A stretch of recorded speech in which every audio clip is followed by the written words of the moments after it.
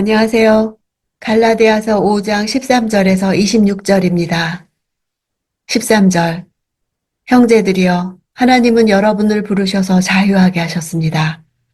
그러나 그 자유를 육체의 만족을 위한 기회로 삼지 말고 도리어 사랑으로 서로 종노릇 하십시오.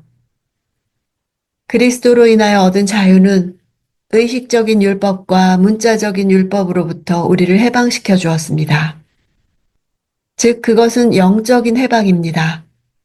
그런데 그 자유를 육체의 죄성을 드러내는 방종의 기회로 삼지 말라는 것입니다. 진정한 그리스도인의 자유는 율법의 규례로부터는 자유하지만 진정한 율법의 대강령인 사랑을 온전히 실천해야 하는 자유입니다. 율법 취지의 총합은 사랑입니다. 자유와 종노릇은 완전히 상반된 개념입니다.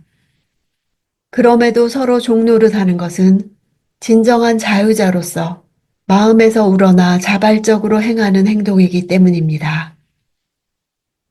15절. 그러나 만일 여러분이 서로 물어뜯고 삼키면 피차 멸망할 것이니 조심하십시오. 물어뜯고 삼키는 것은 육식동물들이 서로 격렬히 싸우는 모습을 연상시키는 것으로 사랑과는 정반대되는 모습에 대한 묘사입니다. 만일 교회 안의 성도들 간의 모습이 이렇다면 그들은 피차 멸망의 길로 가게 될 것입니다. 16절. 내가 또 말합니다. 여러분은 성령을 따라 행하십시오. 그러면 결코 육체의 욕망을 채우려고 하지 않게 될 것입니다. 욕망이란 단어는 자제하기 어려운 인간의 욕심을 나타냅니다. 항상 인간을 지배하는 죄성에 대한 표현입니다. 욕망은 육체의 욕심으로 인간을 충동질합니다.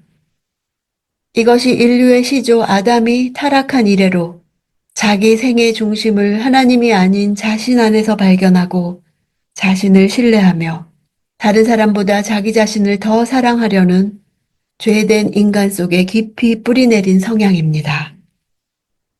이러한 욕망의 충동에 자기 자신을 내어 맡긴 사람은 누구든지 이미 죄의 지배하에 있는 것입니다. 이러한 욕망을 이겨낼 수 있는 방법은 성령을 따라 행하는 것입니다. 성령이 욕망 대신에 그의 삶을 결정하는 능력으로 작용하기 때문입니다. 17절. 육체의 욕망은 성령을 거스르고 성령의 욕망은 육체를 거스릅니다. 이 둘은 서로 상반되기 때문에 여러분이 원하는 것들을 할 수 없게 합니다. 우리가 성령 안에 거하면 결코 육체의 욕심은 우리 안에 거할 수 없게 됩니다. 비록 거듭난 성도라 할지라도 그는 죽을 때까지 성령이 바라시는 것과 육체적 욕심 사이에서 치열한 전쟁을 치러야 합니다. 18절.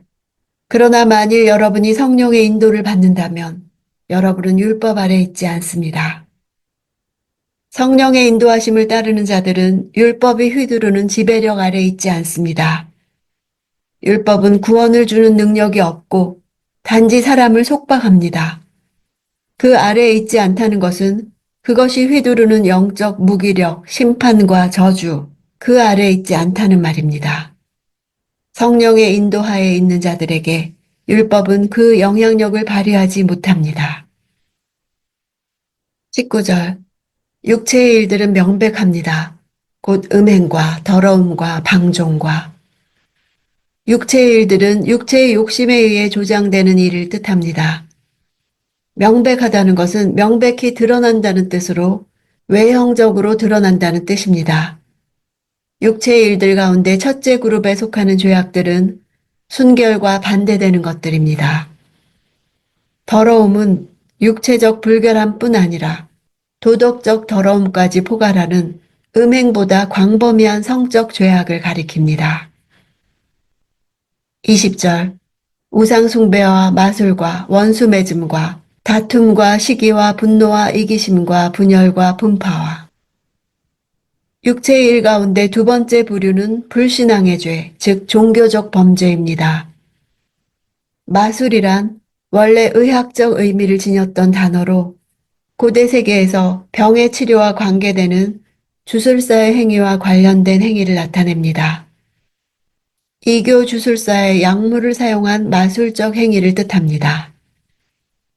세 번째 부류는 인간관계 속에서 나타나는 인간의 사악한 본성과 관련된 죄악들입니다. 눈앞의 이익을 추구하는 사람들의 이기심은 나아가서 분열을 조장해 집단 이기심으로 나타나 분파를 이루게 됩니다. 21절 질투와 술취함과 방탕과 또 이와 같은 것들입니다. 내가 전에 경고한 것처럼 지금도 경고합니다. 이런 일을 행하는 사람들은 하나님 나라를 상속받지 못할 것입니다. 질투는 세 번째 부류에 속하는 것으로서 시기보다 부정적이며 강렬한 의미를 지닙니다. 이는 마음속 감정뿐만 아니라 직접 행동으로 드러내 상대편을 해치게 되는 것까지 포괄하는 용어입니다. 육체의 일 가운데 네 번째 부류 중 두 가지는 술에 관련된 것입니다.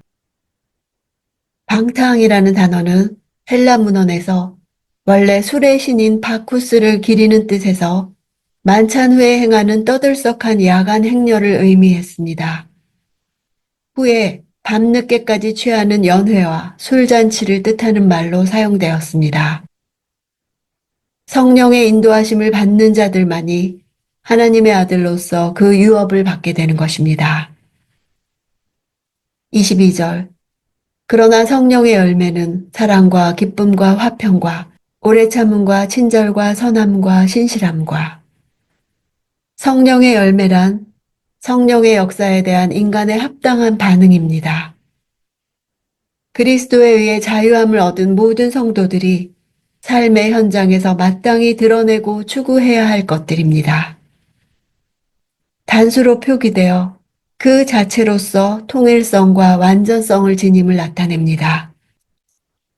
사랑이란 단어는 아가페를 써서 하나님께서 우리를 사랑하신 그 사랑처럼 사랑하는 것을 말합니다. 화평은 그리스도가 십자가 위에서 이루신 화해로 말미암아 얻게 된 하나님과의 화평을 의미합니다. 23절 온유와 절제입니다. 이런 것들을 금지할 율법은 없습니다.